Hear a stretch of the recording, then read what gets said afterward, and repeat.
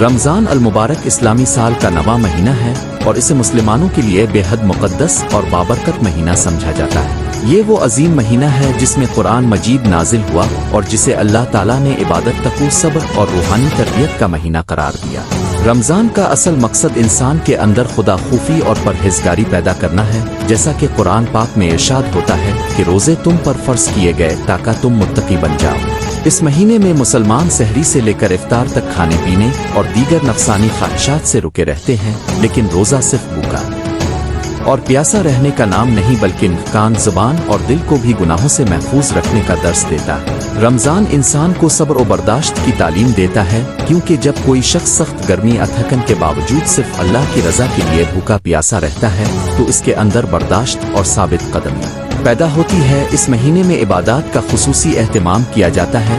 5 وقت کی نماز کے ساتھ ساتھ تراویح کا اہتمام کیا جاتا ہے، جس میں قرآن مجید سننے اور سنانے کی سعادت حاصل ہوتی ہے۔ مساجد آباد ہو جاتی ہیں اور ایک روحانی فضا قائم ہو جاتی ہے جو سال کے دیگر مہینوں میں کم نظر آتی ہے۔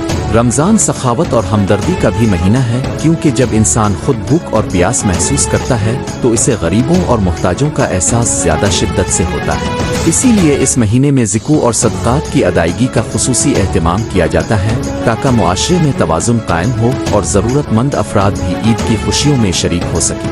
افطار کے وقت کی دعائیں قبول ہوتی ہیں اور اس لمحے کا ہر مسلمان بے چینی سے انتظار کرتا ہے جب اذان کی آواز کے ساتھ وہ اللہ کا شکر ادا کرتے ہوئے روزہ کھولتا ہے۔ رمضان کی راتیں بھی نہایت بابرکت ہوتی ہیں، خاص طور پر آخری عشرہ، جس میں لیلۃ القدر جیسی عظیم رات شامل ہے جو 1000 مہینوں سے بہتر قرار دی گئی ہے۔ اس رات کی عبادت کا اجر بے حد و حساب ہے اور مسلمان پوری لگن کے ساتھ اس کی تلاش میں عبادت کرتے ہیں۔